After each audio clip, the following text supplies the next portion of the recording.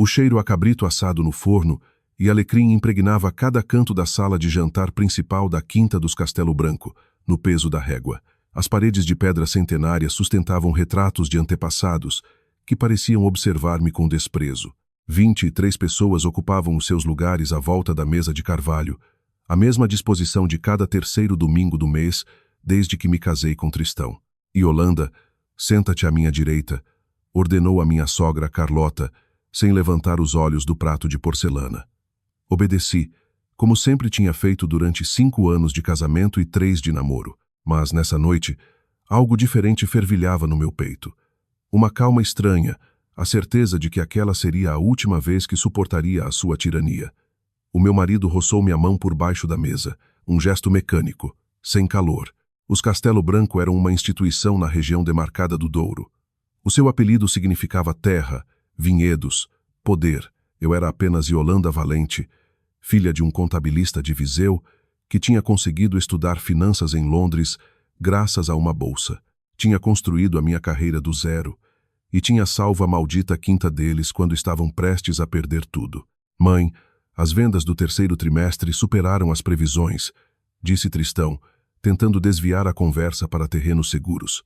Carlota pousou os talheres sobre a mesa com um golpe seco. O silêncio caiu como uma lousa sobre os comensais. Até os primos afastados, aqueles que só apareciam para comer de graça, susteram a respiração. Não terminei, filho. Pronunciou cada palavra como se talhasse pedra. Yolanda, querida, preciso de falar contigo sobre um assunto familiar. Levantei a cabeça e olhei-a diretamente nos olhos. Tinha 72 anos, mas o seu olhar continuava a ser o de uma loba disposta a devorar qualquer intrusa. Diga, Carlota, o Gaspar precisa das tuas ações. Lá estava, a razão de tantos meses de tensão velada.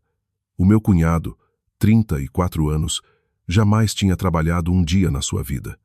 A sua única habilidade era gastar o dinheiro da quinta e lamber as botas à mãe. As ações são minhas.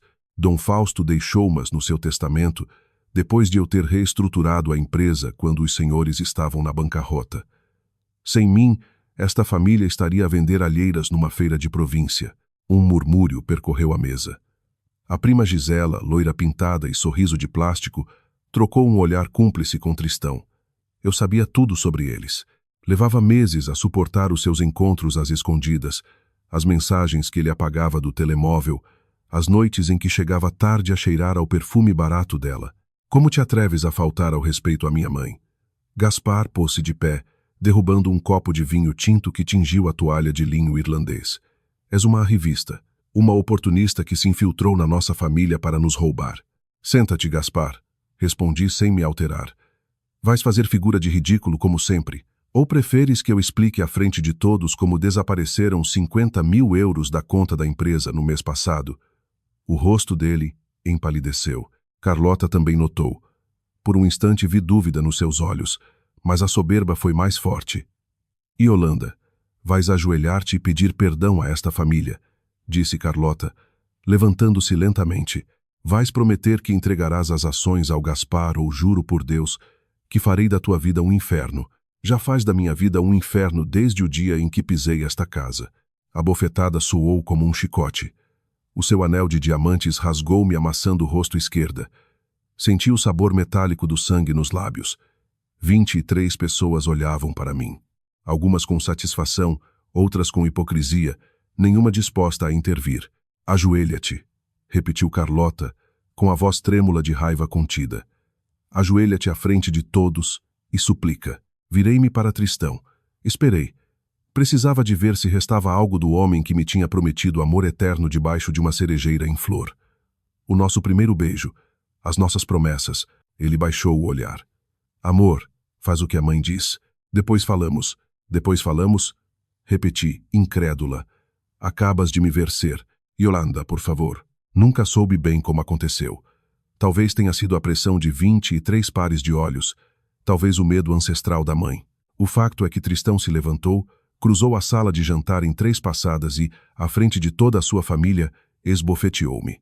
O golpe foi tão forte que caí de joelhos. Toquei na minha bochecha. Sangue. Muito sangue. Levantei os olhos e vi o meu marido pálido, trêmulo, com a mão ainda estendida. Obedece a minha mãe, disse sem me olhar nos olhos. Nesse momento, algo se quebrou dentro de mim. Não foi dor, foi libertação. Compreendi que não havia nada a salvar. Aquele homem nunca me tinha amado. Eu tinha sido apenas um instrumento cômodo para manter o controle do império familiar. Levantei-me devagar, limpei o sangue com as costas da mão, apanhei a minha carteira do encosto da cadeira e peguei no meu casaco de cachemira. Onde ponho o olho, acerto o alvo, disse em voz baixa, olhando para Carlota, e vou pôr os olhos em cada um de vocês. Saí da sala de jantar sem pressas. Subi as escadas de mármore até ao quarto principal. Abri o roupeiro embutido de mogno e tirei 3 malas Samsonite. Enchi-as em exatamente 8 minutos. Documentos importantes, as joias herdadas da minha avó, o passaporte, algumas recordações da minha mãe. Nada que Tristão me tivesse dado, nada que me prendesse àquela família. Quando desci as escadas a arrastar as malas, toda a família estava reunida no átrio. Carlota presidia a cena a partir do último degrau, como uma rainha medieval a contemplar a execução de uma traidora. Se cruzares essa porta, não voltes a pôr os pés nesta casa, sentenciou. Nem penso fazê-lo, respondi sem me deter. Carreguei as malas no porta-bagagens do meu Audi A3. Liguei o motor enquanto via as suas silhuetas deformadas através do vitral. Tristão continuava sem olhar para mim. Gisela sorria. Pisei o acelerador. Durante a viagem para o porto, 1h30 de autoestrada vazia, revi mentalmente cada um dos meus movimentos. Levava meses a preparar-me para este momento. As provas das infidelidades de Tristão estavam guardadas num cofre. Os relatórios forenses das contas opacas da Quinta descansavam no escritório do meu advogado. E o contrato com o grupo chinês Yan Wines, a minha obra-prima, a minha ligação pessoal, continuava em vigor. Por agora, cheguei ao meu apartamento na Foz do Douro, 7º andar, com vista para a Avenida do Brasil. Um refúgio que eu tinha pago com o meu próprio dinheiro, fruto de anos de trabalho na Quinta. Mas ninguém figurava na escritura. Tranquei a porta com as 2 chaves e pus a corrente de segurança. Liguei o computador portátil. Eram 23h27 da noite. Abri o correio corporativo. Localizei o ficheiro. Contrato de distribuição exclusiva. Grupo Yan Wines. Quintas Castelo Branco. 30 milhões de euros em 5 anos. A operação mais importante da história da empresa. A minha negociação, os meus contatos, o meu esforço de 6 meses de viagens a Xangai, jantares de negócios, madrugadas em frente a folhas de cálculo, movi o cursor para o botão de cancelamento. Lembrei-me da bofetada de Tristão, do sorriso de Gisela, do olhar de triunfo de Carlota. Cliquei. Contrato de distribuição exclusiva cancelado. Todas as partes envolvidas serão notificadas. Depois entrei na plataforma bancária corporativa, cancelei todos os cartões conjuntos. Transferi a minha parte do patrimônio comum para uma conta nova na Caixa Geral de Depósitos. Bloqueei o acesso de Tristão às contas de investimento internacionais. Eram 23h55. O meu telemóvel vibrou. Tristão. Ignorei a chamada. Voltou a vibrar. Carlota. Depois Gaspar. Depois o número fixo da Quinta. Desliguei o telemóvel. Servi-me de um copo de vinho tinto reserva do Douro da minha colheita privada e sentei-me em frente à janela. As luzes do porto piscavam na noite. Pela primeira vez em anos, respirei fundo. Às 0h23, o telefone fixo começou a tocar. Deixei tocar. 15 segundos depois, o intercomunicador. Dona Yolanda, desculpe a hora, mas está aqui um senhor Castelo Branco muito alterado. Diz que é urgente, que tem de falar com a senhora. Diga-lhe que fui de viagem, que não sabe quando voltarei. Mas, senhora, ele insiste. Não estou para ninguém. Se ele voltar a tocar, chame a polícia. Desliguei. 28 minutos depois de cancelar o contrato, já tinham começado a contar as perdas. Assomei-me à janela. Um Mercedes preto estava estacionado em frente ao prédio. Tristão saiu do carro despenteado, sem casaco, a gesticular freneticamente enquanto falava ao telemóvel. A sua voz chegava abafada até o meu 7º andar. Yolanda, desce. Temos de falar. Não respondi. O telefone fixo tocou de novo. Desta vez atendi. Yolanda, por Deus, o que é que tu fizeste? A voz de Tristão tremia como eu nunca a tinha ouvido. Acabo de receber um e-mail da China. Cancelaram tudo. Tudo, Yolanda. A minha mãe está histérica. O Gaspar diz que a empresa vai à falência. O que é que fizeste? Doeu-te, Tristão? Ao quê? A mão. Quando me bateste, doeu-te? Silêncio absoluto do outro lado da linha. Podia ouvir a sua respiração agitada. Yolanda, isto é muito grave. O contrato com a China. Eu sou grave, Tristão. Mais grave do que alguma vez imaginaste. E isto é apenas o princípio. Desliguei. Da janela vi como ele ficou imóvel no meio do passeio, o telefone colado à orelha, a boca aberta, parecia uma estátua de sal. Apaguei todas as luzes do apartamento. Amanhã ligaria ao meu advogado para iniciar o divórcio. Depois de amanhã contrataria o melhor detetive do Porto para obter provas definitivas da infidelidade com a Gisela. Numa semana teria tudo pronto para os destruir legal e financeiramente. Mas nessa noite, só queria saborear o pânico deles. O telemóvel que eu tinha voltado a ligar vibrava sem parar. Mensagens de WhatsApp de números desconhecidos, de primos que nunca me ligavam, de amigos da família que de repente se lembravam da minha existência. Todos perguntavam o mesmo. O que tinha acontecido com o contrato chinês? Guardei o telemóvel na gaveta da mesa de cabeceira. Deitei-me na cama vestida, sem vontade de dormir. A bochecha doía-me, mas a dor física era insignificante comparada com a paz que sentia. Tinha vivido 5 anos numa gaiola dourada, suportando humilhações, infidelidades, desprezos. Tinha me tornado a mulher perfeita que eles queriam, submissa, eficiente, invisível. Mas a mulher invisível acabava de mover os cordelinhos que sustentavam o império deles, e tinha demorado apenas 28 minutos a derrubá-lo. A luz do amanhecer infiltrou-se pelas frestas do Story quando o telefone tocou pela 10ª vez em menos de 8 horas. Não tinha dormido. Não conseguia. Cada vez que fechava os olhos, via a mão de Tristão a embater contra o meu rosto, o silêncio cúmplice de 23 pessoas, o sorriso de Gisela. Às 7h30 da manhã, o intercomunicador voltou a tocar. Dona Yolanda, desculpe incomodar, lá tão cedo, mas há um táxi à espera cá embaixo. O condutor diz que foi chamado pela senhora Dona Carlota Castelo Branco para ir buscar. Diga-lhe que não pedi nenhum táxi. Também há 2 carros particulares estacionados à porta. Os senhores Castelo Branco estão lá dentro. Levantei-me, fui à casa de banho e olhei-me ao espelho. A maçã do rosto esquerda estava inchada, arroxeada. O lábio gretado tinha formado uma crosta escura. Toquei na pele ferida e senti um ardor que me lembrou porque estava a fazer tudo aquilo. Tomei um duche, vesti um fato azul marinho da Carolina Herrera. Maquilhei cuidadosamente o hematoma. Não ia esconder-me. Ia apresentar-me na quinta como em todas as manhãs, mas desta vez com uma diferença. Era a dona de 20% das ações e a única pessoa que conhecia as entranhas financeiras da empresa. Às 8h10 saí do prédio. 2 carros estavam estacionados. O Mercedes preto de Tristão e o BMW prateado de Gaspar. Eles estavam lá dentro, mas não saíram. Olharam para mim através dos vidros fumados, como predadores a vigiar a presa. Ignorei a presença deles. Caminhei até ao meu Audi, abri a porta e sentei-me ao volante. Antes de arrancar, tirei o telemóvel e marquei o número do meu advogado. Teodoro, sou a Yolanda. Preciso que redijas os papéis do divórcio. Sim, hoje mesmo. E quero que investigues todas as contas offshore da família Castelo Branco. Tenho suspeitas de que andam a desviar fundos há anos. Tens a certeza, Yolanda? Perguntou Teodoro com a sua voz pausada de advogado experiente. Uma vez que comeces isto, não há volta a dar. Já não há volta a dar, Teodoro.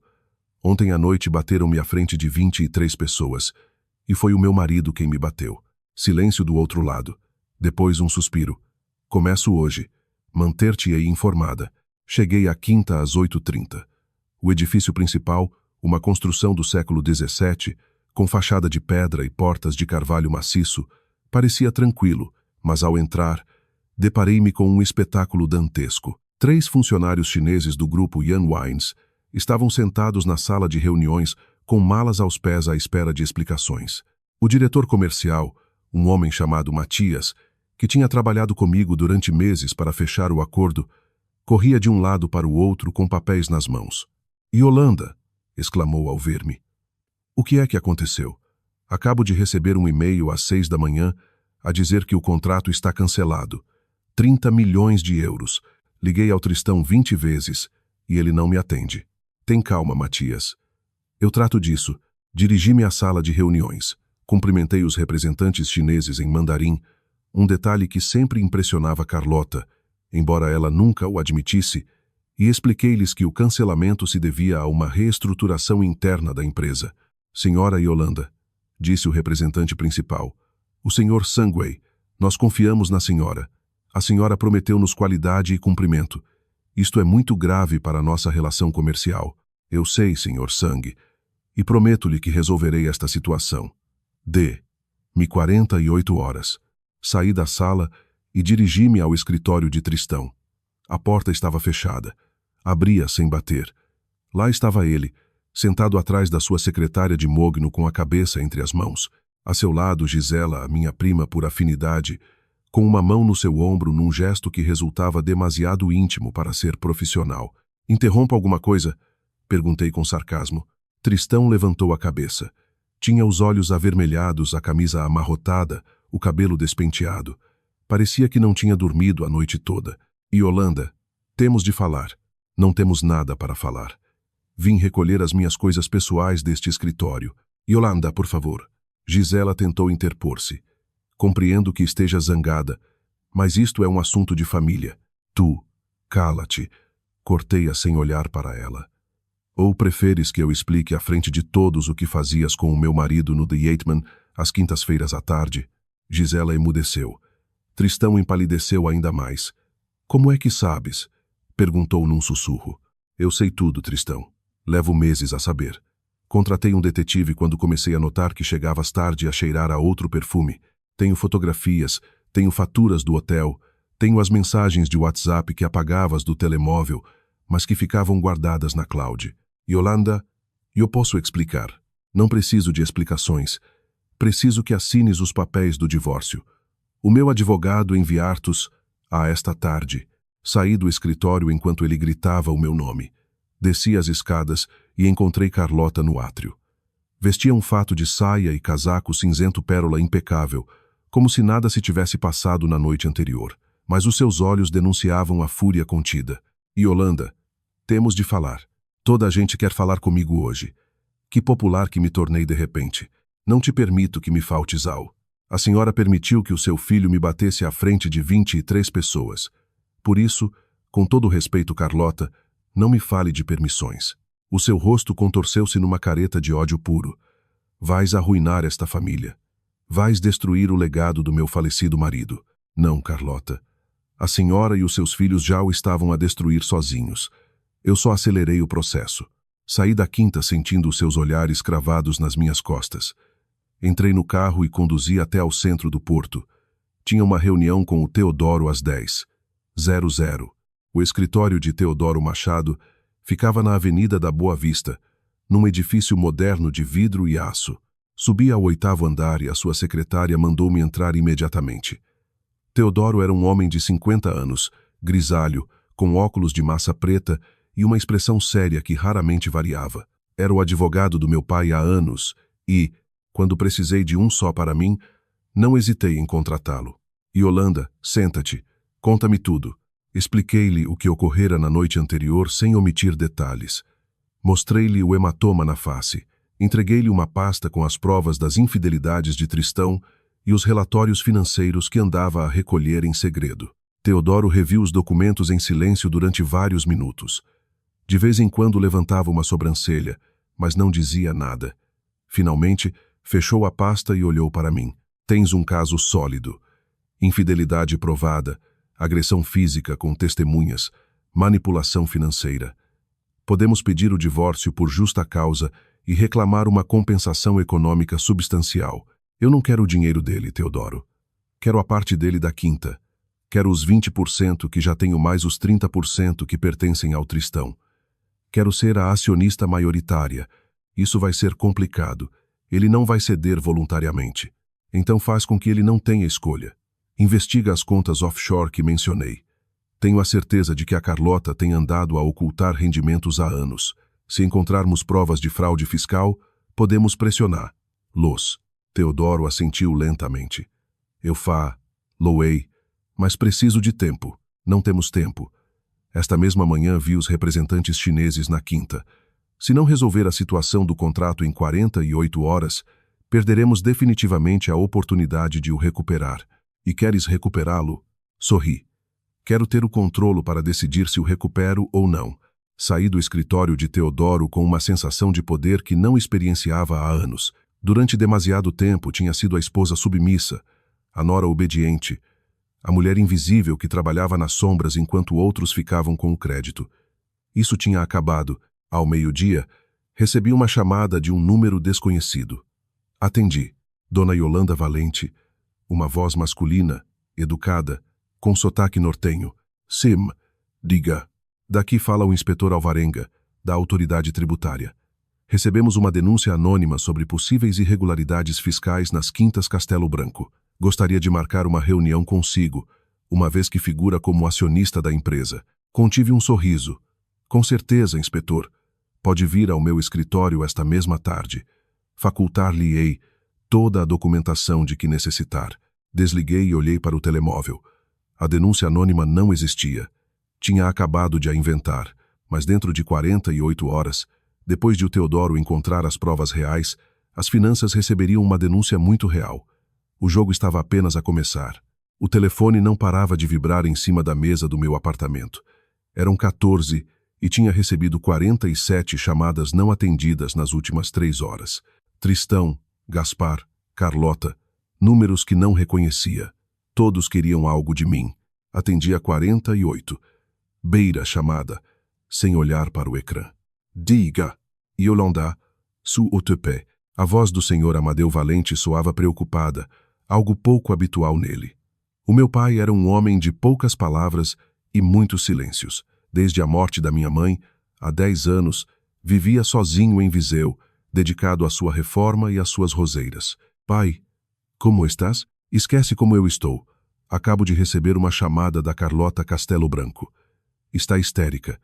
Disse-me que cancelaste um contrato milionário e que estás a destruir a família. Não estou a destruir nada, pai. Só estou a proteger-me. Proteger-te, filha? Diz-me o que se passou ontem à noite. A verdade. Contei-lhe tudo. As palavras saíram como uma torrente contida durante demasiado tempo. O raspanete da Carlota, a humilhação pública, a mão de Tristão a embater contra o meu rosto, o silêncio das 23 pessoas que preferiram olhar para o lado. Quando terminei, o meu pai guardou silêncio durante longos segundos. Depois, com uma voz que mal reconheci, disse: "Onde é que está esse filho da mãe agora?" "Não sei.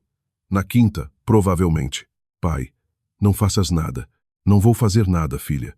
Tu já estás a tratar disso. Só queria ter a certeza de que estás bem. Estou melhor do que nunca. Essa é a minha menina. Liga-me se precisares de alguma coisa. E Yolanda, diz-me, destrói-os." Desligou. O meu pai, o homem pacífico que jamais tinha levantado a voz na vida, acabava de me dar a sua bênção para a guerra. Às 15, tocou o intercomunicador. Era o Teodoro. "Yolanda, desce. Temos de falar urgentemente." Desci à entrada e encontrei-o encostado ao carro, com uma pasta azul nas mãos. A sua expressão era séria, mas havia um brilho de satisfação nos seus olhos. "Vamos subir para o teu apartamento. Isto não pode esperar."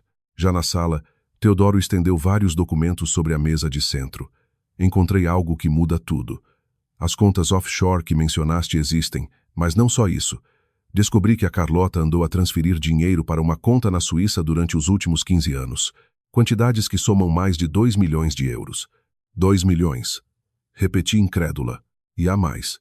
Essa conta está em nome de uma sociedade panamiana, cujo beneficiário final é o Gaspar, o meu cunhado. O inútil do Gaspar, o que nunca tinha trabalhado, o que precisava das minhas ações para aceder ao conselho de administração. A Carlota sabia. A Carlota criou a conta.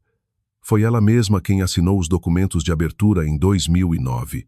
Tenho cópias de tudo. Rebusquei na minha memória. 2009. Dom Fausto ainda era vivo. Foi o ano em que a quinta quase faliu. O ano em que eu entrei para lá trabalhar, recém-licenciada. O ano em que conheci o Tristão. Enquanto a empresa se afundava, eles roubavam, disse em voz alta, a processar a informação.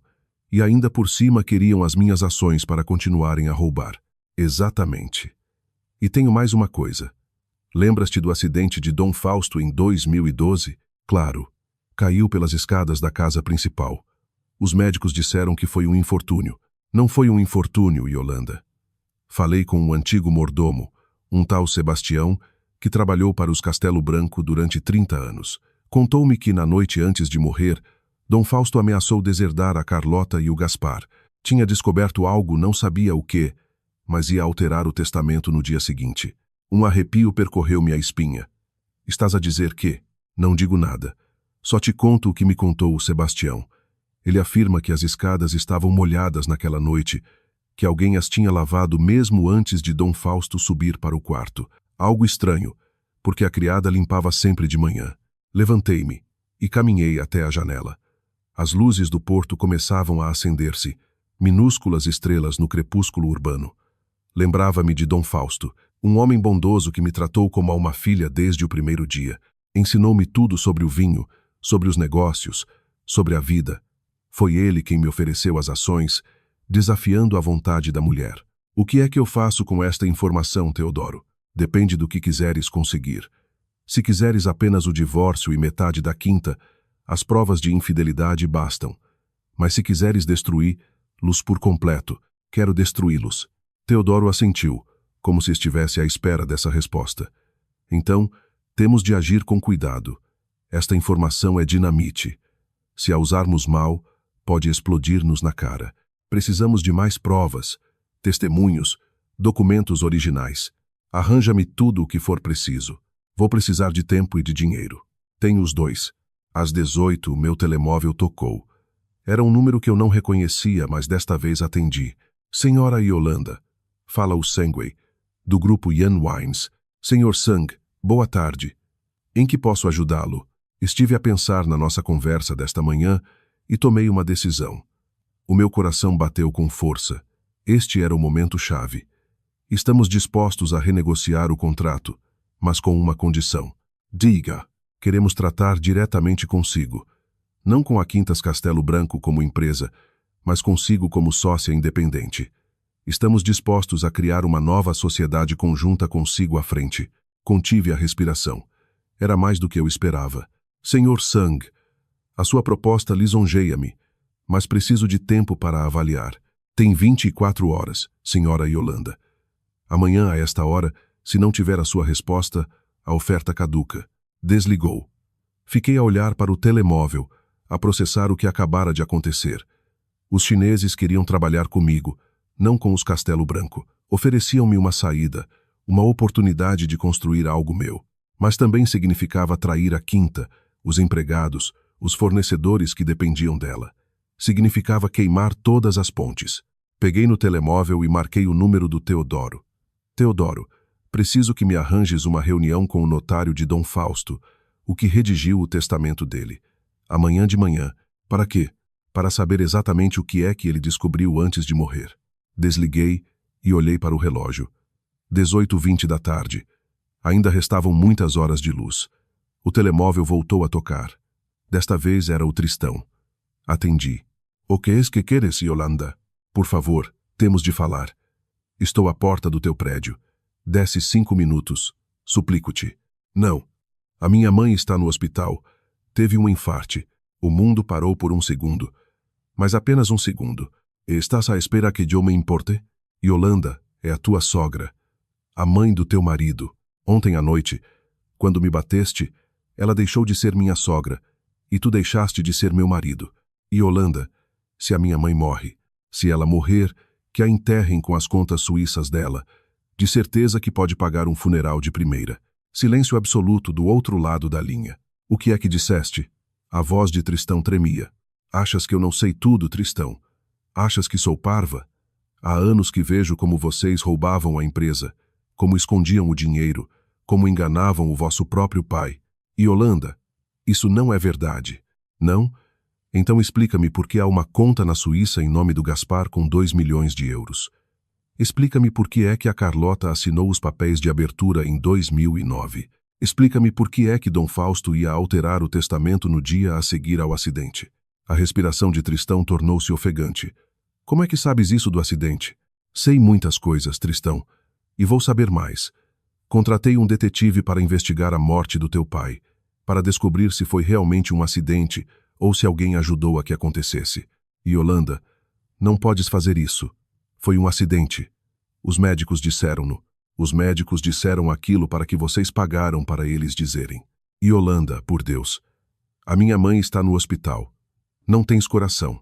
A tua mãe devia ter pensado nisso antes de criar um filho capaz de bater na mulher à frente de 23 pessoas. Desliguei. As minhas mãos tremiam, não de medo, mas de adrenalina. Tinha cruzado uma linha da qual não havia retorno. Tinha acusado a minha própria sogra de estar implicada na morte do marido, mas no fundo, uma parte de mim sabia que eu tinha razão. O telemóvel voltou a tocar. Gaspar. Atendi. O que queres, Gaspar? Cabra. És uma grande cabra. Provocaste um infarte à minha mãe. Se ela morrer, juro-te que... Que me bates como o teu irmão fez. Ou preferes empurrar-me por umas escadas como fizeste ao teu pai? O silêncio que se seguiu foi mais eloquente do que qualquer palavra. Não sei do que estás a falar, disse finalmente, mas a sua voz tinha perdido toda a segurança. Claro que sabes, Gaspar. E em breve toda a gente saberá. Desliguei. Fiquei a olhar para o telemóvel, sentindo o peso do que acabara de fazer. Tinha plantado uma semente de dúvida, de medo, de paranoia. Agora só tinha de esperar que germinasse. Às 21, recebi uma mensagem do Teodoro. Reunião com o notário amanhã às 10. Rua de Júlio Dines, 45. Traz tudo o que tiveres. Respondi com um simples. Lá estarei. Depois preparei um jantar ligeiro, uma salada e um copo de água. Não tinha fome, mas precisava de manter as forças. A batalha apenas começara. Enquanto comia, tocou o telefone fixo. Desta vez era do hospital. Dona Yolanda Valente? Daqui fala o doutor Figueiredo, do Hospital de Vila Real. Ligo para informar de que a sua sogra, Dona Carlota Castelo Branco, sofreu um infarte agudo do miocárdio. Encontra-se estável, mas permanece na unidade de cuidados intensivos. Obrigada, doutor. Mantenha-me informada. Não a vem visitar? Não, doutor. Não a vou visitar. Desliguei antes que ele pudesse responder. Olhei para o relógio. 20h15 da noite. Faltavam 12 horas para a minha reunião com o notário. 12 horas para descobrir a verdade sobre a morte de Dom Fausto. 12 horas para mudar a minha vida para sempre. Apaguei as luzes da sala e sentei-me na escuridão, a olhar para as luzes do porto através da janela. Em algum lugar, Tristão chorava a doença da mãe. Em algum lugar, Gaspar tremia de medo com a possibilidade de os seus crimes virem a público. E eu, Yolanda Valente, a mulher que eles tinham humilhado, agredido e traído, esperava pacientemente o meu momento. O momento de cobrar tudo o que me deviam. Às 9h30 da manhã seguinte, estava sentada na sala de espera do notário Doutor Viriato Vilarinho, o mesmo homem que tinha redigido o testamento de Dom Fausto há 8 anos. A secretária ofereceu-me café, mas recusei.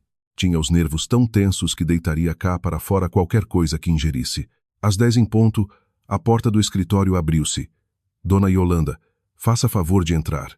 O notário era um homem idoso, na casa dos 70 anos, de cabelo branco e óculos de armação dourada que lhe davam o aspecto de um sábio reformado. Apertou-me a mão com firmeza e indicou-me que me sentasse em frente à sua secretária de mogno. O seu advogado, o Dr. Machado, pôs-me ao corrente da situação. Diz que tem perguntas sobre o testamento de Dom Fausto. É verdade. Preciso de saber se Dom Fausto fez alguma alteração ao testamento antes de morrer. O notário guardou silêncio durante uns segundos, como se estivesse a pesar as palavras. Legalmente, não posso revelar informações confidenciais sobre um cliente falecido sem uma ordem judicial, mas o Fausto era meu amigo. Conhecíamos-nos desde crianças, e sei que a senhora era a única pessoa daquela família em quem ele confiava de verdade. Tirou uma pasta da gaveta e abriu-a. Lá dentro havia vários documentos amarelecidos pela passagem do tempo. Na noite antes de morrer, o Fausto ligou-me. Eram perto das 23. Disse-me que tinha descoberto algo grave, algo que mudaria o futuro da quinta para sempre. Pediu-me que fosse lá à casa no dia seguinte para redigir um novo testamento. E o que é que ele tinha descoberto? Não me disse. Só repetiu várias vezes. Andaram a roubar-me, Viriato. O meu próprio sangue andou a roubar-me durante anos. Soava destroçado. Yolanda passou a vida inteira a construir aquele império para a família e descobrir que a própria mulher e os filhos o traíam. E o doutor foi à quinta no dia seguinte. O notário abanou a cabeça e os seus olhos nublaram-se. Quando cheguei, já era demasiado tarde. Encontrei a casa cheia de ambulâncias, polícias. O Fausto tinha caído pelas escadas. O médico disse que tinha sido um acidente, que certamente tinha tropeçado na passadeira. E o doutor acreditou? Não. Mas não tinha provas para demonstrar o contrário. A família contratou um médico privado que certificou o acidente. O caso foi encerrado numa questão de dias. Tirei da carteira as fotografias que o Teodoro me dera. Eram imagens das escadas da casa principal tiradas dias depois da morte de Dom Fausto. Nelas via-se claramente que a passadeira estava enrolada e não esticada. Veja isto, disse, colocando as fotos sobre a mesa. A passadeira estava enrolada. Se Dom Fausto tivesse tropeçado nela, estaria esticada. Alguém a enrolou depois de ele cair. O notário examinou as fotografias com atenção. A sua expressão tornou-se sombria. Isto é muito grave. Tem mais provas? Ainda não. Mas estou a trabalhar nisso. E preciso da sua ajuda. Diga-me do que precisa. Do testamento original de Dom Fausto. O que ele redigiu antes de morrer. Preciso de saber se há alguma cláusula que eu possa usar para afastar a Carlota e os filhos do controlo da empresa. O notário hesitou. Era um homem de lei e o que eu lhe estava a pedir roçava os limites da ética profissional. Se eu fizer isso, poderei perder a minha cédula profissional. E se não o fizer, os assassinos do seu amigo continuarão a desfrutar da fortuna dele. Passaram-se vários segundos. O notário suspirou profundamente, levantou-se e caminhou até a um cofre embutido na parede. Marcou uma combinação, abriu a porta e tirou o envelope lacrado. Este é o testamento que o Fausto queria assinar no dia seguinte ao da sua morte. Nunca chegou a fazer, pelo que, legalmente, não tem validade, mas pode dar-lhe uma ideia de quais eram as suas intenções. Quebrou o lacre e retirou várias folhas escritas à mão. Estendeu-mas com as mãos a tremer. Li o documento em silêncio. Cada palavra era uma bomba. Eu, Fausto Castelo Branco, no pleno uso das minhas faculdades mentais, declaro que a minha esposa Carlota Castelo Branco e os meus filhos Tristão e Gaspar incorreram em atos de deslealdade e apropriação indevida de fundos da Quintas Castelo Branco Élida. Pela presente revogo qualquer direito hereditário que pudessem ter sobre os meus bens e nomeio única herdeira universal, Yolanda Valente, por ser a única pessoa que demonstrou lealdade e amor por esta empresa. As letras dançavam diante dos meus olhos. Dom Fausto tinha me nomeado sua única herdeira. Tinha me deixado tudo. A quinta, as propriedades, o dinheiro, tudo. Por que não me disse isto antes? Perguntei, com a voz embargada. Porque não podia. Legalmente, este documento não existe. E se eu tivesse revelado a sua existência, os Castelo Branco ter-me-iam processado e destruído. Mas, agora que a senhora está a investigar a morte de Dom Fausto, creio que tenho o direito de saber a verdade. Guardei o documento na carteira com as mãos a tremer. Isto é mais do que eu esperava. Tenha cuidado, Yolanda. Os Castelo Branco são perigosos. Se descobrirem que tem isto, não descobrirão. Saí do escritório do notário com o coração a bater com força. Tinha em meu poder a prova de que Dom Fausto queria deserdar a família e tinha suspeitas de que o tinham matado para o impedir. Mas precisava de mais. Precisava de provas concretas do homicídio. Marquei o número do Teodoro. Teodoro, tenho o testamento. Dom Fausto nomeou-me herdeira universal. O quê? A voz do Teodoro soou incrédula. Isso é legal? Não, porque ele nunca chegou a assinar. Mas é suficiente para pressionar os Castelo Branco. Dá-me mais alguma coisa, Teodoro. Dá-me algo que possa usar para os derrotar. Estou a tratar disso. O detetive localizou o antigo mordomo, o Sebastião. Vive num lar de idosos em Amarante. Diz que está disposto a falar. Vou para lá agora mesmo. E Yolanda, tem cuidado. Se os Castelo Branco percebem que estás a investigar, que percebam. Já não tenho nada a perder. Desliguei e dirigi-me ao carro. Amarante ficava a menos de 1 hora do porto, tempo suficiente para pensar na minha estratégia. Durante o trajeto, o telemóvel tocou. Era o hospital, Dona Yolanda. Daqui fala o doutor Figueiredo. Queria informá-la de que a Dona Carlota acordou. Está a perguntar pela senhora. Diga-lhe que estou ocupada. Ela insiste em vê-la. Diz que tem de lhe dizer algo importante. Franze o sobrolho. O que poderia a Carlota querer? Pedir-me perdão? Ameaçar-me? Ou talvez confessar? Estarei no hospital esta tarde. Cheguei a Amarante às 12h30. O lar de idosos era um edifício antigo de pedra, com um jardim mal cuidado e uma fachada que prometia mais tristeza do que esperança. Perguntei pelo Sebastião na recepção e indicaram-me que estava no pátio das traseiras. Encontrei-o sentado num banco de madeira, a olhar fixamente para uma roseira seca. Tinha 80 anos, talvez mais, e o seu corpo encurvado denunciava uma vida de trabalho duro. Sebastião levantou os olhos. Eram pequenos, astutos, apesar da idade. A senhora deve ser a Dona Yolanda. O detetive disse-me que viria. Sentei-me a seu lado.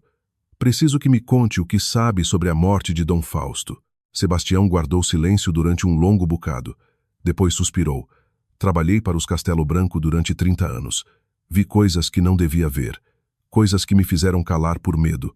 O que é que viu na noite em que Dom Fausto morreu? Estava na cozinha a jantar. Eram perto das 11 da noite.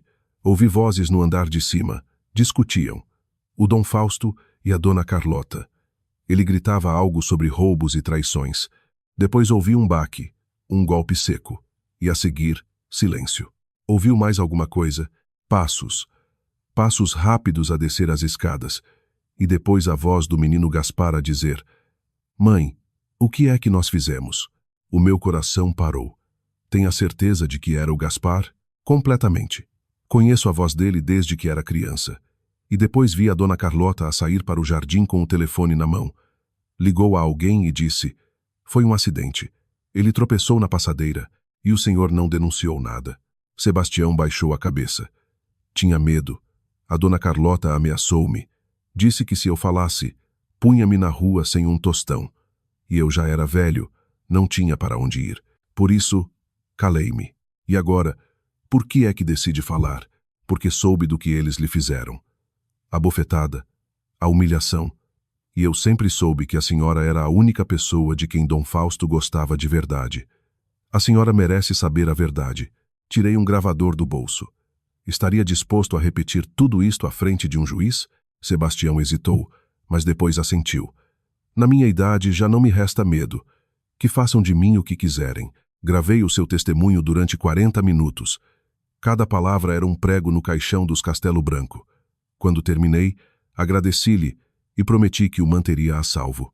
De volta à estrada, o meu telemóvel não parava de tocar. Tristão, Gaspar, números desconhecidos. Todos queriam saber onde eu estava, o que estava a fazer. Ignorei todas as chamadas. Às 16, cheguei ao hospital de Vila Real. A enfermeira do piso de cardiologia indicou-me o quarto de Carlota. Antes de entrar, respirei fundo. O quarto era privado, com vista para o jardim do hospital. Carlota jazia na cama, ligada a monitores e tubos. Tinha o rosto pálido, macilento, mas os seus olhos conservavam aquele brilho de aço que eu tanto odiava. Vieste, disse, com voz débil, mas desafiante. O médico disse que me queria ver. Senta-te. Prefiro ficar de pé. Carlota sorriu, um trejeito amargo. Sempre foste casmurra. Como Fausto. Não me compare ao seu falecido marido. Eu não sou como ele. Eu não me deixo matar. O rosto de Carlota contraiu-se. O que é que insinuas? Não insinuo nada. Afirmo. Eu sei o que se passou naquela noite, Carlota. Sei que a senhora e o Gaspar empurraram Dom Fausto pelas escadas. E tenho provas. Mentes. Ah, sim? Então por que é que o mordomo Sebastião está disposto a testemunhar que ouviu o Gaspar dizer: Mãe, o que é que nós fizemos? Logo a seguir à queda, a cor abandonou por completo o rosto de Carlota. Os monitores começaram a apitar mais depressa. Esse velho está senil. Ninguém vai acreditar nele. E o que me diz disto? Tirei da carteira uma cópia do testamento de Dom Fausto e mostrei-lhe. Os olhos dela arregalaram-se. Onde conseguiste isso? O notário deu-mo. Dom Fausto queria deserdar. Luz a todos. Nomeou-me sua única herdeira. A senhora sabia disso? Não sabia? Foi por isso que o matou. Foi um acidente. gritou Carlota, erguendo-se um pouco na cama. Eu não queria que ele morresse. Só queria que mudasse de ideias. Discutimos. Ele escorregou, e o Gaspar também escorregou. Carlota rompeu a chorar. Pela primeira vez nos 8 anos em que a conhecia, vi a mulher de aço desmoronar-se. O Gaspar só queria proteger a mãe. Quando viu o pai no chão, entrou em pânico. Disse que o tínhamos matado. Tive de o acalmar. Dizer-lhe que tinha sido um acidente. A senhora matou o seu marido e depois fingiu que tinha sido um acidente para ficar com o dinheiro dele. Não foi assim. Juro-te que não foi assim. Não me jure nada, Carlota. Os seus juramentos não valem nada. Guardei o testamento na carteira e dirigi-me para a porta. O que é que vais fazer? Perguntou ela, com voz aterrorizada. Aquilo que Dom Fausto queria que eu fizesse. Vou destruir tudo o que a senhora construiu sobre o cadáver dele. Saí do quarto enquanto os monitores disparavam e as enfermeiras entravam a correr. No corredor, cruzei-me com o Tristão. Vinha a correr, despenteado, com os olhos avermelhados. Yolanda, o que é que fizeste à minha mãe? As enfermeiras dizem que ela está histérica. Só lhe contei a verdade. Algo que tu já deverias ter feito há muito tempo. Que verdade? Que o teu pai não morreu num acidente. Que a tua mãe e o teu irmão o mataram. Tristão ficou petrificado. O seu rosto passou do desconcerto ao horror numa questão de segundos. Isso não é verdade. A minha mãe nunca. Pergunta-lhe a ela. Ou ao Gaspar, ou ao mordomo Sebastião, que viu tudo. Dei meia volta e caminhei para o elevador. Yolanda, espera, gritou Tristão atrás de mim. Não parei. Quando as portas do elevador se fecharam, vi a sua figura refletida no metal. Parecia um homem a quem o mundo acabara de ruir. E tinha razão. O mundo dele estava a desabar. E eu era o terremoto. O elevador descia lentamente enquanto o meu coração galopava dentro do peito. Acabava de plantar a semente da dúvida na mente de Tristão. Agora restava apenas esperar que germinasse. Saí do hospital e caminhei para o parque de estacionamento. O ar fresco do fim de tarde ajudou-me a limpar a mente. Mas, antes de chegar ao meu carro, ouvi passos apressados atrás de mim. Yolanda, espera, virei-me. Tristão tinha saído a correr atrás de mim, sem casaco, com a camisa meio desabotoada. O seu rosto era um poema de desespero. Tens de me explicar isso que disseste. Não te podes ir embora assim. Não tenho nada a explicar-te. Pergunta à tua mãe. A minha mãe está sedada. Os médicos tiveram de lhe dar um calmante porque ela não parava de chorar. Diz-me, o que é que lhe disseste? Olhei fixamente para ele. Por um momento, vi o homem por quem me tinha apaixonado, o jovem que me prometeu amor eterno debaixo de uma cerejeira em flor. Mas essa imagem desvaneceu-se rapidamente, substituída pela do homem que me esbofeteou à frente de 23 pessoas. Se queres saber a verdade, acompanha-me. Vamos dar um passeio. Tristão hesitou, mas acabou por assentir. Caminhamos até um pequeno parque perto do hospital. Sentamo-nos num banco de madeira em frente a um lago, onde uns patos nadavam placidamente, alheios ao drama que se desenrolava a seu lado. Fala, disse ele com voz tensa. O teu pai não morreu num acidente, Tristão. A tua mãe e o teu irmão mataram-no. Isso é uma loucura. A minha mãe ama o meu pai. Sempre o amou. Amar? Chamas amor a roubá-lo durante anos? A matá-lo quando descobriu a verdade, tirei o telemóvel e reproduzi a gravação do Sebastião. A voz do velho mordomo ecoou no silêncio do parque, relatando os acontecimentos daquela noite fatídica. Quando a gravação terminou, o rosto de Tristão estava desfigurado. Isso não prova nada. O Sebastião é um velho senil que não sabe o que diz. Então por que é que a tua mãe acabou de me confessar que discutiu com o teu pai nessa noite? Por que disse que ele escorregou enquanto discutiam? A tua mãe confessou-me isso palavra por palavra, e também disse que o Gaspar apareceu depois e entrou em pânico. Mãe, o que é que nós fizemos? Foram as palavras exatas dele, segundo o Sebastião. Tristão levantou-se do banco e começou a andar em círculos, puxando os cabelos. Não pode ser. Não pode ser. A minha mãe não é capaz de... A tua mãe é capaz de tudo para manter o controlo da quinta. Tal como tu és capaz de me bater à frente da tua família para lhe agradar. Ele parou de repente e olhou-me com os olhos cheios de lágrimas. Desculpa, Yolanda. Desculpa muito. Eu não devia tê-lo feito. Foi um momento de fraqueza. A minha mãe pressionou-me. Toda a gente olhava para mim. Sentiste que o quê? Que tinhas de escolher entre a tua mãe e eu. Pois bem, escolheste e perdeste. Yolanda, por favor, dá-me uma oportunidade. Podemos resolver isto. Podemos ir à terapia. Podemos. Não há nada para resolver, Tristão. O nosso casamento terminou no momento em que a tua mão bateu na minha cara. E agora sei que a tua família está manchada de sangue. Não quero ter nada a ver convosco. Levantei-me para me ir embora, mas ele agarrou-me pelo braço. Espera, se o que dizes é verdade, se a minha mãe e o meu irmão realmente mataram o meu pai, o que é que pensas fazer? Vou levá-los à justiça. E vou ficar com a quinta. Com a quinta, o teu pai nomeou-me herdeira universal num testamento que não chegou a assinar. Tenho o documento e tenho o testemunho do Sebastião. Com isso posso demonstrar que a tua mãe e o teu irmão são uns assassinos. Tristão largou o meu braço como se tivesse tocado em fogo. Se fizeres isso, destruirás a minha família. A tua família já se destruiu sozinha. Eu só vou passar a certidão de óbito. Dei meia volta e caminhei para o carro. Desta vez o Tristão não me seguiu. Durante a viagem de regresso ao porto, o meu telemóvel não parou de tocar. Gaspar, 11 chamadas. Carlota, 3. Tristão, nenhuma. Supus que tinha ficado no hospital a processar a informação que lhe tinha dado. Ao chegar ao meu apartamento, deparei-me com uma surpresa. O Gaspar estava sentado nas escadas à entrada do prédio, a fumar um cigarro atrás de outro. Até que enfim chegas, disse, levantando-se. Estou há 1 hora à tua espera. O que queres, Gaspar?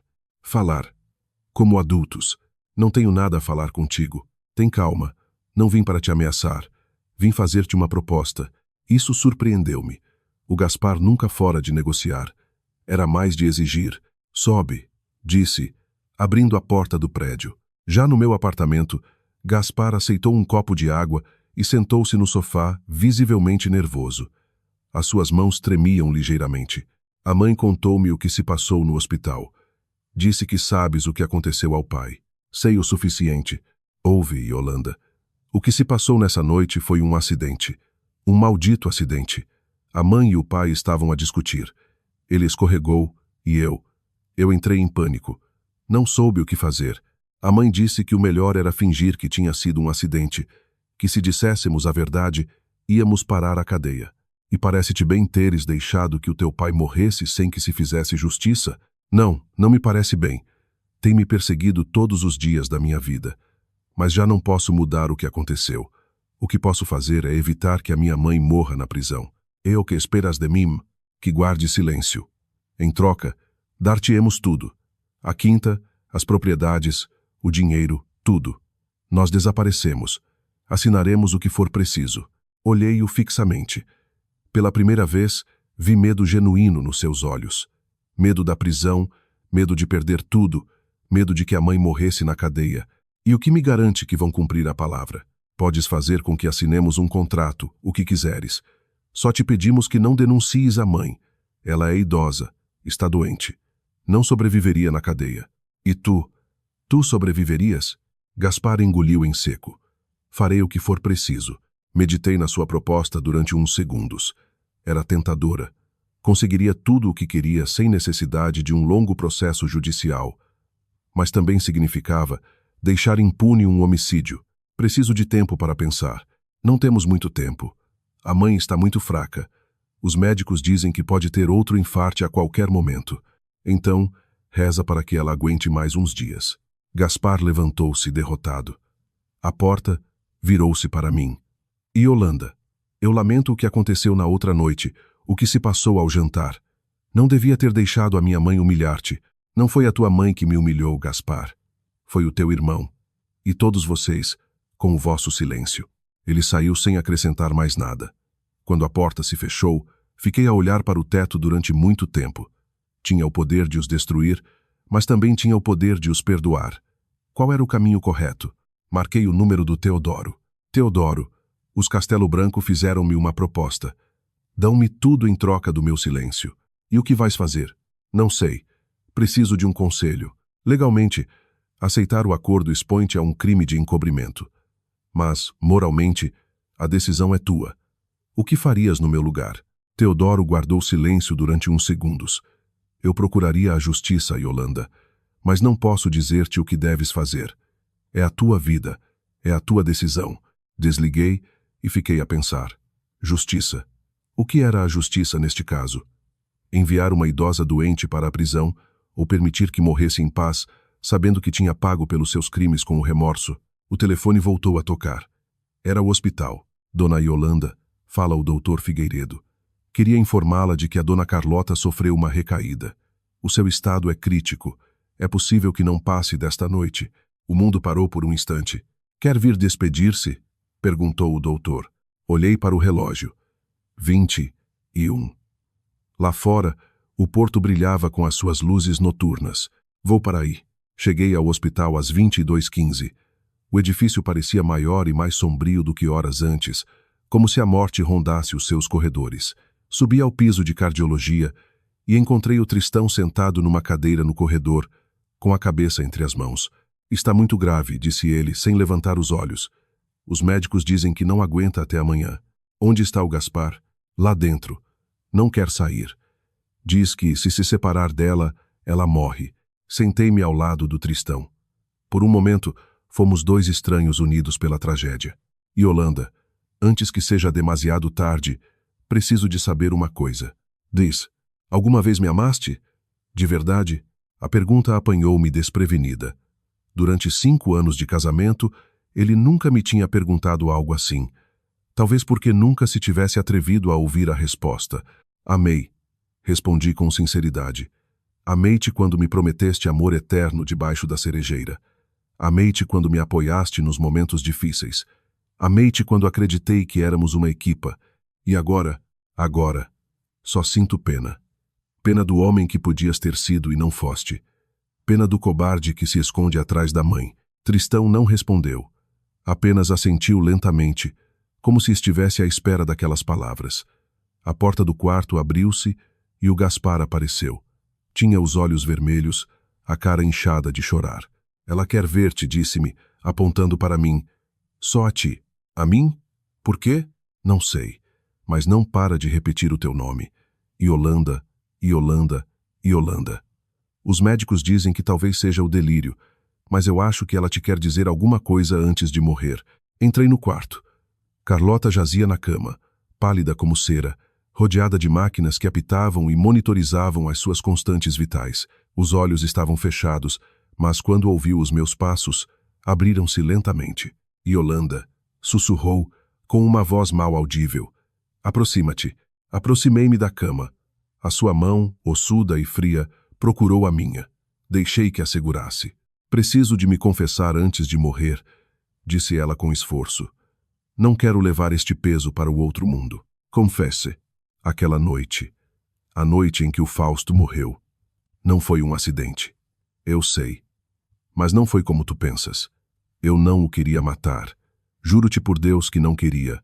Então, o que se passou? Carlota fechou os olhos e as lágrimas começaram a deslizar-lhe pelo rosto enrugado. Ele descobriu o caso das contas offshore. Estava furioso. Disse que nos ia deserdar, que nos ia expulsar da quinta, que nos ia denunciar à polícia. Discutimos. Ele agarrou-me pelo braço. Eu tentei soltar-me, e no forcejo, ele perdeu o equilíbrio. E o Gaspar? O Gaspar chegou depois. Ouviu os gritos, subiu a correr e encontrou-nos. A mim a chorar sobre o corpo do pai dele. Entrou em pânico.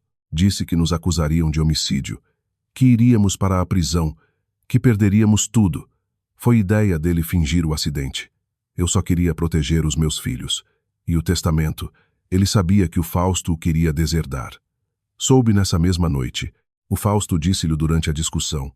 Por isso o Gaspar entrou em pânico. Sabia que, se o testamento se tornasse público, perderia todo o dinheiro que tinha andado a roubar. Carlota tossiu, um som seco e doloroso. As máquinas começaram a apitar mais rápido. Yolanda, sei que não mereço o teu perdão, mas peço-te que não castigues o Tristão pelos meus pecados. Ele não sabia nada. Era um menino mimado que nunca quis ver a realidade. O Tristão bateu-me à frente de 23 pessoas. Eu sei. E sei que isso não tem perdão. Mas ele não é mau. É só fraco. E eu filo fraco.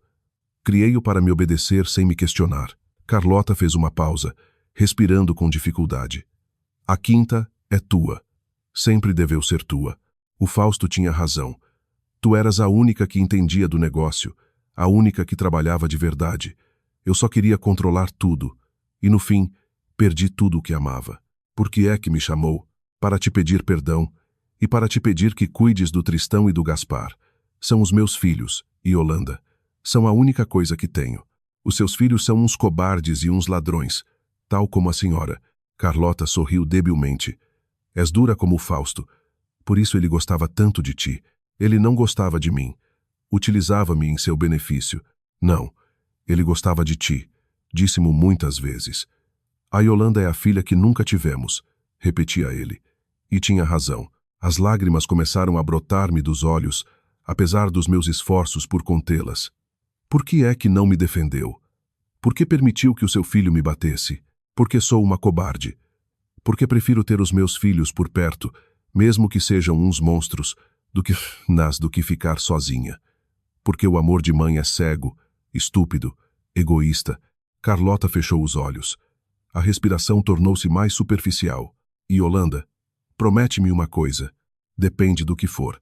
Promete-me que não destruirás o Tristão. Ele é um bom homem no fundo. Só precisa de alguém que lhe mostre o caminho certo. Já não sou eu que lhe vou mostrar nada. Então promete-me que o deixarás viver em paz, que não o arruinarás, que lhe darás uma oportunidade de se redimir. Meditei no seu pedido durante uns segundos. Não prometo nada. Mas se ele demonstrar que pode mudar, talvez considere não o arruinar por completo. Carlota assentiu debilmente. É suficiente. Apertou-me a mão com uma força que não parecia ter. Obrigada, Yolanda. Obrigada por teres vindo. Obrigada por me ouvires. E obrigada por teres feito o meu filho feliz. Mesmo que tenha sido só por um tempo. Não me agradeça. Não o faço pela senhora. Eu sei. Faze-lo pelo Fausto. Fechou os olhos. A respiração tornou-se quase imperceptível. As máquinas começaram a emitir um apito contínuo. Os médicos entraram a correr. Afastaram-me da cama e começaram a aplicar manobras de reanimação, mas já era demasiado tarde. Carlota Castelo Branco tinha morrido. Saí do quarto enquanto os médicos continuavam a tentar reanimar. Lá, Tristão e Gaspar estavam no corredor, expectantes. Sinto muito, disse. Não conseguiram salvá-la. Gaspar desfez-se em lágrimas. Tristão ficou imóvel como uma estátua, sem qualquer expressão. Ela disse-te alguma coisa? Perguntou Tristão, com a voz oca. Disse-me a verdade sobre o teu pai. Sobre tudo. E o que vais fazer com essa verdade? Enterrar. Lá com ela. Tristão olhou-me, confuso. Não nos vais denunciar? Não. A tua mãe já pagou pelos seus crimes. Viveu com o remorso durante 8 anos. Isso é um castigo pior que a cadeia. E a quinta? A quinta é minha. O teu pai quis que fosse minha, e eu vou honrar a sua vontade.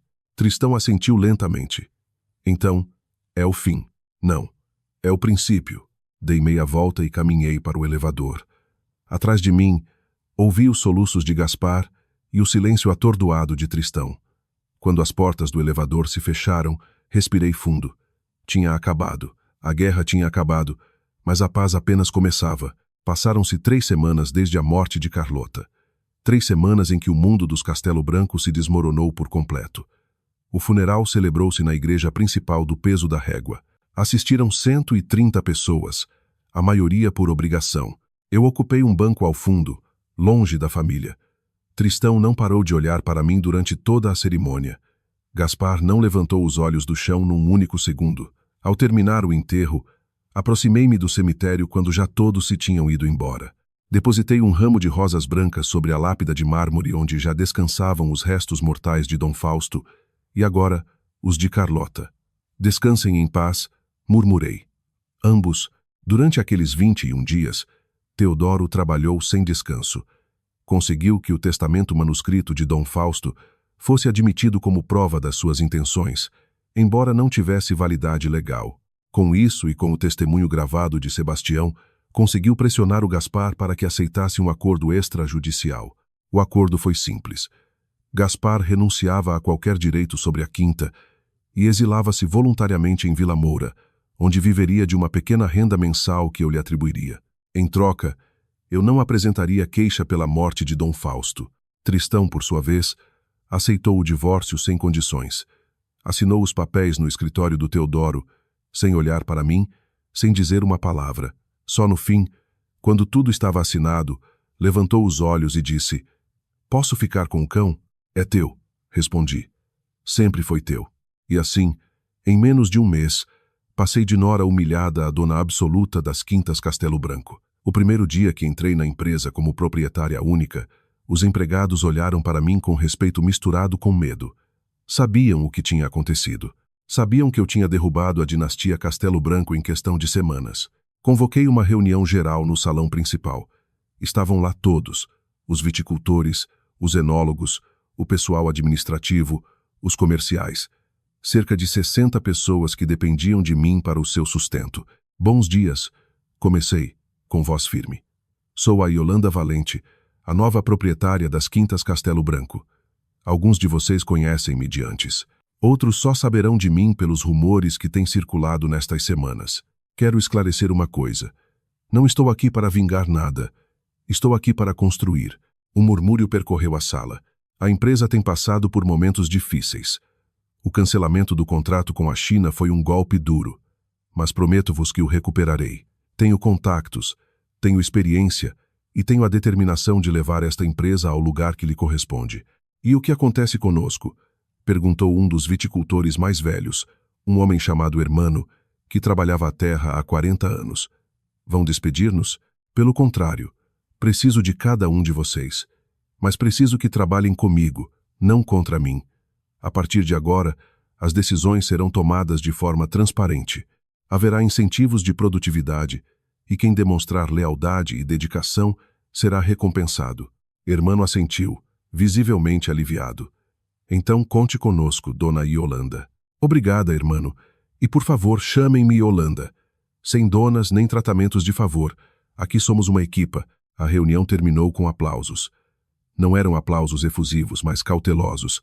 Mas eram aplausos, no final de contas. Tinha dado o primeiro passo para ganhar a confiança deles. Ao longo das semanas seguintes, trabalhei 14 horas por dia. Reuni-me com os fornecedores, renegociei contratos, auditamos as contas. Descobrimos que o Gaspar andava a desviar dinheiro há anos, mas conseguimos recuperar parte do capital, investindo em novas tecnologias para a produção. Também contactei o grupo Young Wines. Sangway aceitou reunir-se comigo no porto. Apresentei-lhe um novo plano de negócios, mais ambicioso do que o anterior, com projeções de crescimento há 5 anos. "Senhora Yolanda", disse Sangway no final da apresentação, "impressiona-me a sua determinação, mas preciso de garantias. A última vez que assinamos um contrato com a Quintas Castelo Branco, cancelaram-no em poucas horas. Desta vez não há nenhum Castelo Branco pelo meio. Sou eu, Yolanda Valente, quem assina. E dou-lhe a minha palavra de que cumpriremos cada cláusula do contrato." Sangway sorriu o primeiro sorriso que lhe via em todas as nossas reuniões. "Gosto do seu estilo. Direta, sem rodeios. Aceito a sua proposta, mas com uma condição.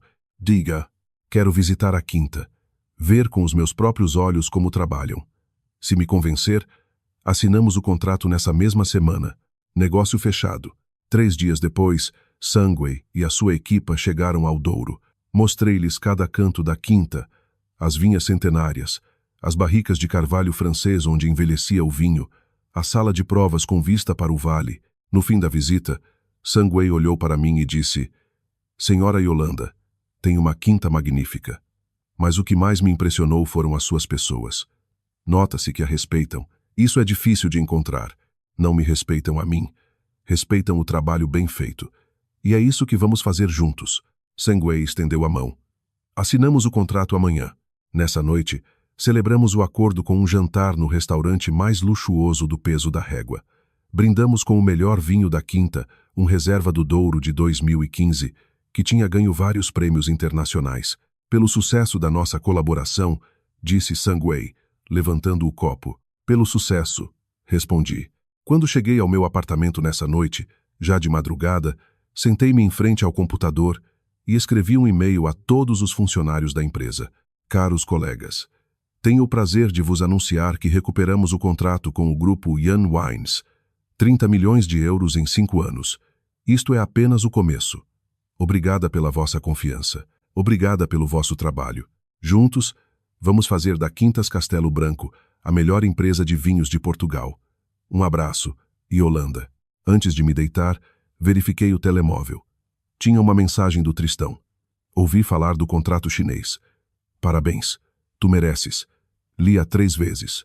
Depois, apaguei a mensagem sem responder. No dia seguinte, recebi uma visita inesperada. Era o inspetor Alvarenga, da autoridade tributária. Dona Yolanda, recebemos a sua denúncia sobre as contas offshore dos Castelo Branco. Queremos agradecer a sua colaboração. Não tem de quê, inspetor. Só quero que a justiça siga o seu curso. Assim será. Abrimos uma investigação formal contra Gaspar Castelo Branco por evasão fiscal. É provável que enfrente penas de prisão. E o Tristão? Não temos provas contra ele. Parece que não estava implicado nas contas offshore. Compreendo. O inspetor despediu-se, e eu fiquei pensativa. O Gaspar iria para a cadeia. O Tristão salvava-se. A justiça, imperfeita mas implacável, tinha atuado. Nessa tarde, recebi uma chamada do Gaspar a partir de Vila Moura. Yolanda, acabo de receber uma notificação das finanças. Estão a investigar-me por evasão fiscal. Foste tu? Fiz o que tinha a fazer. Vais arruinar-me. Vais meter-me na cadeia. Devias ter pensado nisso antes de andares a roubar durante anos. És uma cabra. Uma grande cabra. Adeus. Gaspar. Desliguei. Sabia que o Gaspar acabaria no estabelecimento prisional. Sabia que o Tristão vaguearia como um fantasma pela vida. Sabia que Carlota tinha levado os seus segredos para o túmulo. Mas também sabia que eu tinha ganho. E que, pela primeira vez em anos, era livre. 6 meses depois, o nome de Yolanda Valente ressoava em todas as feiras de vinhos da Europa.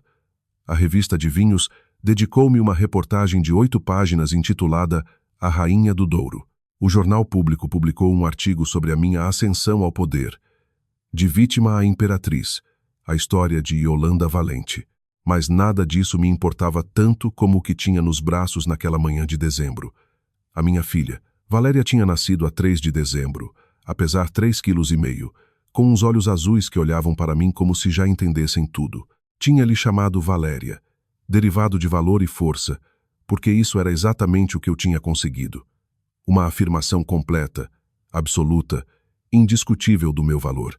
Na noite em que ela nasceu, enquanto a segurava contra o peito pela primeira vez, recebi uma chamada do Teodoro. Yolanda, o Gaspar foi condenado a 4 anos de prisão, evasão fiscal e apropriação indevida. E o Tristão continua no Douro. Vendeu a sua parte noutros bens e mudou-se para um apartamento pequeno. Trabalha como comercial para uma adega rival no Alentejo. Uma adega rival. Ri-me sem vontade. Que ironia. A vida dá muitas voltas, Yolanda. Sim, Teodoro. Muitas voltas. Desliguei e olhei para minha filha. Os seus olhinhos fechavam-se lentamente, vencidos pelo sono. Pequena Valéria, sussurrei. Tu não sabes nada de tudo isto. E oxalá nunca tenhas de saber. Mas se algum dia alguém tentar humilhar-te, lembra-te da tua mãe. Lembra-te que as mulheres como nós não se ajoelham. Valéria sorriu a dormir, como se tivesse compreendido cada palavra. No dia seguinte, recebi uma visita no hospital. Era o Tristão. Apareceu à porta do quarto com um ramo de flores nas mãos e uma expressão de timidez que nunca lhe tinha visto. Ouvi dizer que tiveste uma menina, disse, sem se atrever a entrar. Queria dar-te os parabéns. Entra. Entrou com passos inseguros. Olhou para Valéria, que dormia placidamente no berço, e os seus olhos umedeceram-se. É linda. Parece-se contigo. Obrigada. Houve um silêncio incômodo. Depois, o Tristão tirou um envelope do bolso do casaco. Vim dar-te isto. É a carta que o meu pai escreveu à minha mãe antes de morrer. Encontrei-a no meio das coisas dela quando esvaziei a casa. Peguei no envelope com as mãos trêmulas. Estava amarelado, com a caligrafia tremida de um homem idoso. Leste-a? Sim, e acho que tu também deverias. Esperou que eu abrisse o envelope e começasse a ler. Querida Carlota, se estás a ler esta carta é porque eu já cá não estou. E se já não estou, é provável que tenha sido por tua culpa. Descobri o que tens andado a fazer todos estes anos. As contas offshore, o dinheiro que escondeste, as mentiras que contaste aos nossos filhos. Não sei como pude ser tão cego durante tanto tempo, mas o que mais me dói não é o dinheiro. O que mais me dói é ter criado 2 filhos que são uns desconhecidos para mim. O Tristão é um cobarde que se esconde atrás das tuas saias. O Gaspar é um ladrão que nunca trabalhou um dia na vida. E depois há a Yolanda, a única pessoa decente nesta família, a única que trabalhou de verdade, a única que amou esta quinta tanto como eu. Por isso decidi deixar-lhe tudo a ela, porque ela merece, porque ela é a filha que nunca tivemos. Se algum dia leres esta carta, Carlota, espero que sintas vergonha. Vergonha pelo que fizeste, vergonha pelo que criaste, com todo o amor que um dia te tive. Fausto. As lágrimas escorriam-me pelo rosto quando acabei de ler. Dom Fausto sabia a verdade. Sabia que eu era a única digna de herdar o seu legado. Desculpa, Yolanda, disse Tristão em voz baixa. Desculpa por tudo. Por não te ter defendido, por te ter batido, por me ter tornado o cobarde que o meu pai descreveu nesta carta. Por que me trazes isto? Perguntei, secando as lágrimas. Porque acho que deves saber a verdade. O meu pai gostava de ti de verdade, e eu fui um imbecil que não o soube ver. Não foste um imbecil, Tristão. Foste um cobarde. Há uma diferença. Eu sei. E estou a trabalhar nisso. Comecei a ir à terapia. Quero mudar. Quero ser melhor pessoa. Fico feliz por ti, Yolanda. Não espero que me perdoes nem que voltes para mim. Só queria que soubesses que me arrependo. Que todos os dias me arrependo do que fiz. Olhei para ele fixamente. Pela primeira vez em anos, vi sinceridade nos seus olhos. Talvez, afinal, as pessoas pudessem mudar. Obrigada pela carta, Tristão. E obrigada por vires. Posso ver a menina de perto? Hesitei um segundo, mas depois assenti. Ele aproximou-se do berço e contemplou Valéria durante um longo pedaço. Não disse nada. Apenas olhou para ela com uma mistura de ternura e tristeza. É perfeita, disse por fim. É sim. Cuida dela, Yolanda. Cuida muito dela. Cuidarei. Tristão virou-se e caminhou em direção à porta. Antes de sair, voltou-se uma última vez. Yolanda, achas que algum dia poderemos ser amigos? Não sei, Tristão, mas espero que algum dia possas perdoar a ti mesmo. Isso é mais importante do que o meu perdão. Ele assim, a tua mãe já lutou por ti. 3 meses depois, a Valéria e eu mudamo-nos para a antiga casa principal dos Castelo Branco, na Quinta do Douro. Tinha remodelado por completo. Móveis novos, cores novas, energia nova. Já não era a casa de Carlota, era a minha casa. No escritório onde antes reinava a matriarca, instalei o meu posto de comando. Dali geria as exportações para a China, as novas linhas de vinho biológico que tínhamos lançado, os acordos com os distribuidores dos Estados Unidos e do Japão. A Quinta tinha duplicado seus lucros em menos de um ano. Os empregados chamavam-me chefe com orgulho. Os fornecedores respeitavam-me. Os concorrentes temiam-me. Numa tarde de primavera, enquanto a Valéria gatinhava pelo jardim a perseguir borboletas, recebi uma chamada do Teodoro. Yolanda, tenho notícias. O Gaspar pediu redução de pena por bom comportamento. Pode sair daqui a 2 anos. Que saia. Já não me importo. E o Tristão? Ouvi dizer que montou a sua própria pequena adega no Alentejo. As coisas estão a correr-lhe bem. Fico contente por ele. És incrível, Yolanda. Perdoaste a todos os que te fizeram mal. Eu não os perdoei, Teodoro. Simplesmente aprendi a viver sem eles. O perdão é para quem se arrepende. Eu apenas aprendi a largar. Desliguei e sentei-me na relva junto a Valéria. O sol da tarde acariciava-nos a pele. Olha, mamã, disse a Valéria, apontando para uma borboleta azul que esvoaçava sobre a sua cabeça. Boita. Sim, pequenina. Muito bonita. Peguei nela ao colo e sentei-a nos meus joelhos. Sabes uma coisa, Valéria? O teu bisavô Fausto ensinou-me que o vinho é como a vida. Quanto mais tempo passa, melhor fica, se o souberes cuidar. Vinho, repetiu ela, sem compreender. Sim, vinho. Mas isso vais aprender quando fores crescida. Agora só quero que saibas uma coisa. Olhei-a nos olhos, naqueles olhos azuis que eram uma cópia exata dos meus. És livre, Valéria. Livre para seres o que quiseres ser. Livre para amares quem quiseres amar. Livre para te enganares e voltares a levantar-te. E ninguém neste mundo tem o direito de te fazer sentir menos do que vales. A Valéria sorriu, mostrando os seus primeiros dentes de leite. Mamã disse, e apontou para o horizonte. Sol. Olhei para o oeste. O sol punha-se sobre os socalcos do Douro, tingindo o céu de tons laranja e vermelhos. Era o mesmo sol que Dom Fausto tinha visto, o mesmo que Carlota tinha visto, o mesmo que os meus netos veriam. Sim, pequenina, o sol. E amanhã nascerá de novo, como nós. Naquele dia compreendi que a verdadeira vitória não era ter derrotado os Castelo Branco. A verdadeira vitória era ter construído uma vida onde ninguém voltasse a humilhar-me. 3 malas, uma bofetada, 28 minutos. Foi o que eles demoraram a desmoronar-se. Mas eu demorei uma vida inteira a erguer-me.